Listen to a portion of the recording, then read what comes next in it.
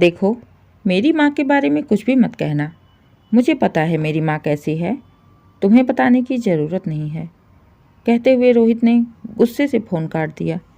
24 घंटे में एक यही समय ऐसा होता है जब घर का सारा काम करके सबको खिला पिला कर फ्री होने के बाद 5 मिनट के लिए मैं रोहित से कोई प्यार भरी बातें करती। लेकिन मेरी उस खुशी को भी मेरी सास की नज़र लग जाती है। आए दिन जब देखो तब छोटी छोटी बातों को लेके मेरे खिलाफ रोहित के कान भरती रहती, जिसके चलते हम दोनों में लड़ाइयाँ हो जाती। रोहित मेरी एक भी बात सुनने को तैयार नहीं होते। माँ के आगे उन्हें मैं हमेशा ही गलत नज़र आती और हर बार मुझसे कहते, माँ से कुछ सीखो, अभी तुम्हारी सीखने की उम्र है। माँ के मन में तुम्हारे खिलाफ कोई भी कड़वाहट नहीं है, लेकिन फिर भी तुम मेरी माँ को बार बार उल्टा सीधा बोलती रहती हो। रोहित की बातें सुनकर मेरा दिमाग खराब हो जाता है। आखिर ऐसा क्या था जो इन्हें मेरी हर बात बुरी लगती है? मैं हमेशा गलत और उनकी माँ हमेशा सही। इस घर में हमेशा से यही होता आ रहा है। माँ जी जैसा चाहती वैसा मेरे बारे में रोहित को बताती रहती। वो कभी कभी पापा जी से भी चिढ़ जाती, क्योंकि वो मेरे पक्ष में बातें कर देते थे। कहने को तो ससुर थे, लेकिन एक बाप की तरह ख्याल रखते थे, जो माँ जी को बिल्कुल भी पसंद नहीं आता था। गांव में अक्सर शाम के समय लाइट कट जाया करती।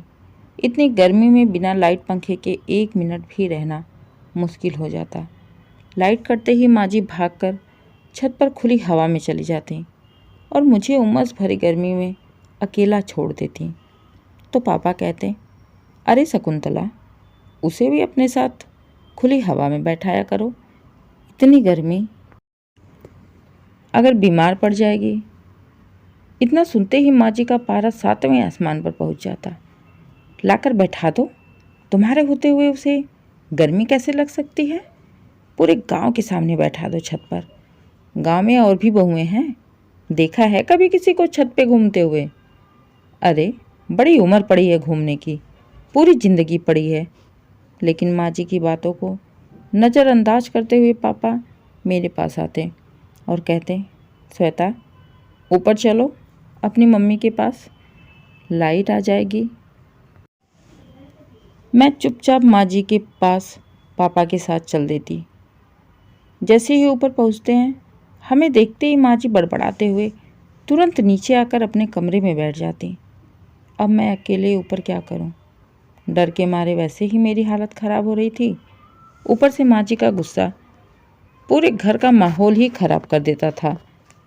मारे डर के मैं चुपचाप वापस नीचे आई। नीचे मुझे देखते ही माँ जी बड़बड़ाने लगती हैं।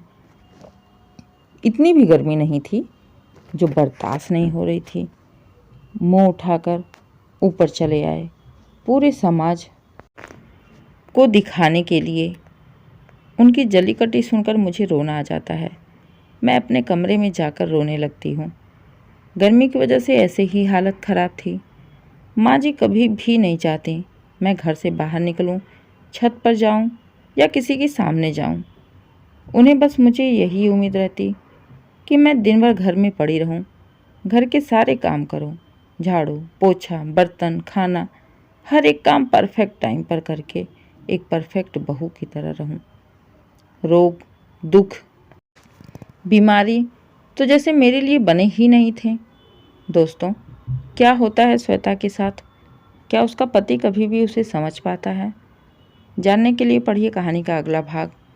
तब तक के लिए अगर आपको कहानी पसंद आए, कहानी को लाइक करें, शेयर करें, चैनल को सब्सक्राइब करें और कमेंट करके ज़रूर बताइए कहानी कैसी लगी।